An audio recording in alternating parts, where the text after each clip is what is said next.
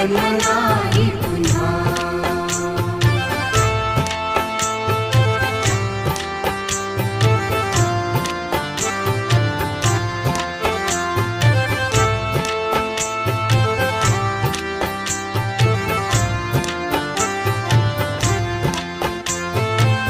हा जन्म आहे सद्गुरु कृपेचा, हा जन्म आहे सद्गुरु कृपेचा, हा जन्म आहे सद्गुरु कृपेचा। हरि ओम स्वामी समर्थ म्हणा,